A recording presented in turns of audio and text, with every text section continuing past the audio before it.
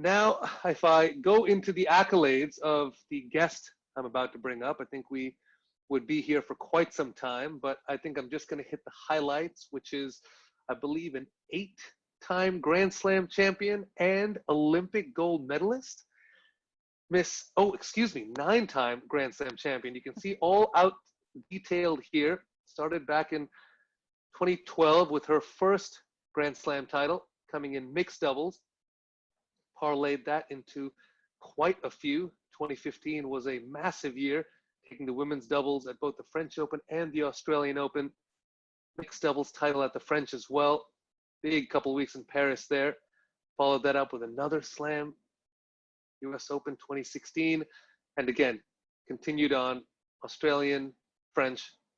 She's won everything, boys and girls, most recently with the mixed doubles at the US Open in 2019.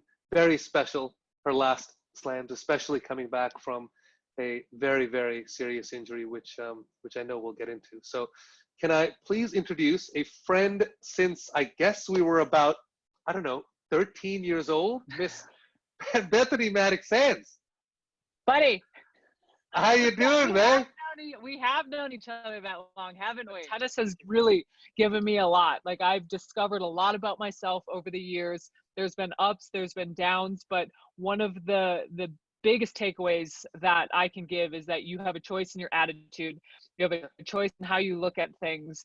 And I've put it out there. So just to even put myself, on the line and saying, like, that if I'm going to talk the talk, I got to walk the walk as well. But it's possible. I know you mentioned, you think I'm one of the most positive people, like anyone can be. It's really, it's building a habit. But I think if I were giving advice to coaches and parents and juniors, I think it's worth it to sort of play in your age group as well. As much as I was, dominating when I was 12, I was playing 18s in Wisconsin or even in Florida.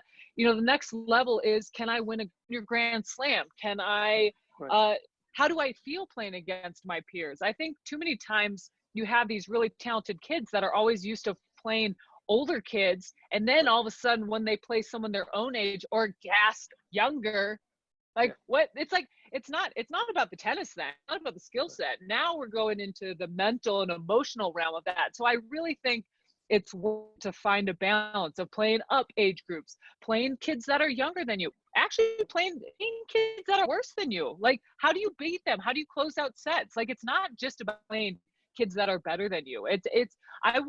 I want players to go through all the emotions. That's how you're going to find yourself as a tennis player. That's where the role of the coach and the parent, I think, is so important. It's so crucial to help a kid maintain that balance. It's really not on them. When they're 12, 13, 14, they're going by what you're saying. So how you react to their losses, their wins, the pressures, the expectations, they're reading a lot from you. And I think it's worth it. As much as you want them to handle things a certain way, there's a lot of work that I want to see parents putting into themselves and how they communicate and how what role they're playing.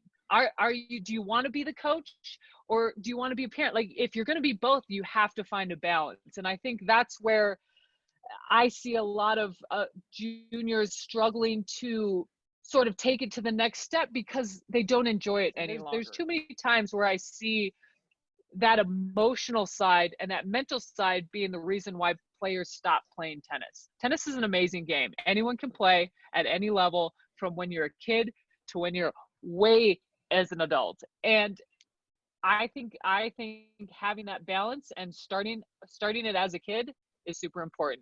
Part of my passion came from sticking to the game that I started with and that I felt was mine. And I think that's so important to figure out what a kid, what a player, how they like to play, how they like to move, what's their mentality. Because the more natural they can stay, the better they're going to perform under pressure. I'm not saying that competitive fire is bad. I'm just saying, when you're enjoying the process, you don't lose that competitive fire. Too many times I feel like players opt not to enjoy things or enjoy the process or look at things that way because they're actually scared that they're going to be a little less competitive, that they're not going to care as much. It's like being mad or being upset about losses or things not going our way shows that we care. I'm going to say big BS on that. Yep. It doesn't. It doesn't have to be that way.